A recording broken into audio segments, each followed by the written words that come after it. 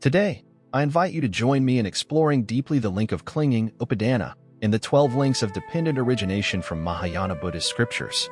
Dear friends on the path, in the Buddhist teachings, the 12 links of dependent origination show us the cycle of life, suffering, and rebirth. They help us understand why we suffer, why we return again and again to this world of birth and death, and how we might find our way out. Today, we focus on the link called clinging. In Pali, it is called upadana. It arises from craving ta, and it leads directly to becoming bhava. So clinging is a crucial turning point in the cycle. It is the moment where desire becomes attachment, where I want turns into this is mine. Clinging is not simply holding something in our hands. It is holding with our mind, with our heart. It is the tight grip we have on people, on ideas, on feelings, on things, and even on ourselves. In Mahayana teachings, we learn that there are 4 kinds of clinging. Clinging to sense pleasures. This is our attachment to sights, sounds, smells, tastes, touch, and thoughts that bring pleasure. Clinging to wrong views. When we attach to false or fixed ideas about life, self, or the world. Clinging to rites and rituals. When we blindly follow practices thinking they alone will save us, without wisdom. Clinging to the idea of self, perhaps the deepest kind. Our belief in a solid, unchanging me. Let us begin gently by recognizing how clinging to sense pleasures shows up in daily life. We may not even realize it, but our minds often reach outward all day, chasing comfort, craving recognition. We cling to our phones, to food, to beauty, to music, to anything that brings stimulation. And when those pleasures fade, as they always do, we feel disappointed, restless, or even angry. That is clinging.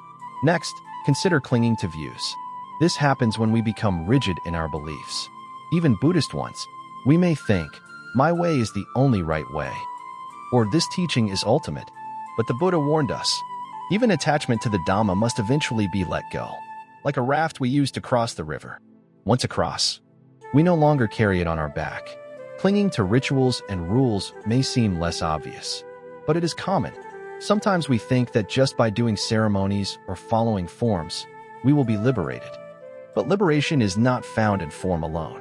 It must be rooted in understanding, in mindfulness, in compassion. And then there is clinging to self. This is the root of much suffering.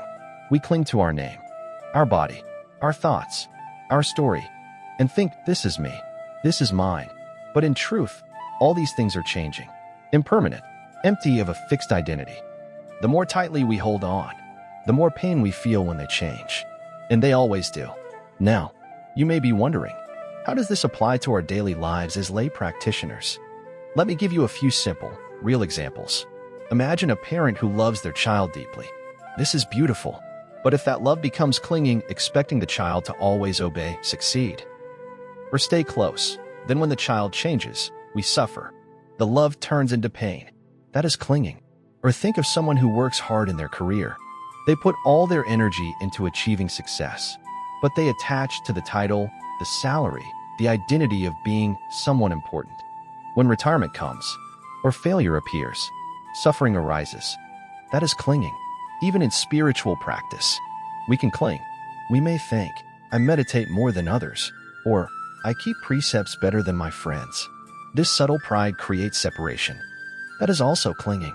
So what can we do? The answer is not to give up love, or work, or practice. The answer is to love without clinging, to work without attachment, to practice with humility, to hold with an open hand, not a closed fist. The Buddha did not tell us to become cold or distant. He taught us to see clearly, to recognize the impermanence of all things, and to let go. Again and again, to loosen our grip, we need mindfulness. We must observe our reactions. When something pleasant arises, we ask, am I clinging to this? When something unpleasant arises, we ask, am I resisting this? This kind of gentle inquiry is the heart of practice. We also need wisdom. Wisdom helps us see that nothing in this world can truly satisfy us forever, because everything is conditioned. Everything is subject to change. The moment we truly understand this, clinging begins to fade. We can still enjoy life, but we are no longer enslaved by it. We can still love others, but we don't try to possess them. We can still grow in our careers or family, but without making them the center of our identity. Let's also reflect on the fact that clinging leads to becoming. When we cling to anything strongly, emotions, habits, identities, we create the seeds for the next birth. Even in this very life, clinging leads us to become someone we were not before. We might become bitter, possessive, anxious, simply because we cling. But when we let go, we create the space to become free, spacious, peaceful. Letting go does not mean we lose. It means we make room for something deeper to grow. Room for compassion, for equanimity, for true understanding. For example, if I cling to the idea of being respected, I become sensitive to every criticism. But if I let go of that image, I become free to learn, free to connect more honestly with others. If I cling to my possessions, I fear losing them. But if I learn to use things with gratitude, not attachment, I live more lightly, more joyfully. Clinging is like carrying a heavy backpack everywhere. When we finally put it down, we realize we never needed most of what was inside. Dear friends, this teaching on clinging is not meant to judge us. It is an invitation to freedom. The Buddha saw that the human heart can open, that we can live without holding so tightly. Let us remember, clinging arises from craving, and craving arises from feeling, and feeling comes from contact. This is how the cycle works. So if we want to be free, we must look deeply at how we relate to what we feel, to what we experience. Moment by moment, we can ask ourselves throughout the day, am I clinging to this moment? Am I trying to control something I cannot control? Can I breathe and simply allow things to be as they are? Even a few breaths like this can create space in the heart. The path of the Mahayana encourages us to let go not only for ourselves, but for all beings.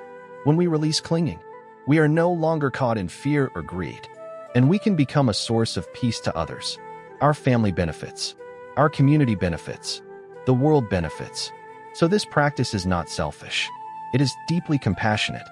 Every time we choose to let go, we add to the peace of the world. In meditation, you may notice thoughts arise. I like this. I don't like that. I want more. I wanted to stop. These are forms of clinging. When you see them, smile gently and come back to the breath. That is how clinging softens. Slowly, steadily, and even when you fail, be kind to yourself. The habit of clinging is ancient. It takes time to release. Don't be discouraged. The path is long, but every step matters.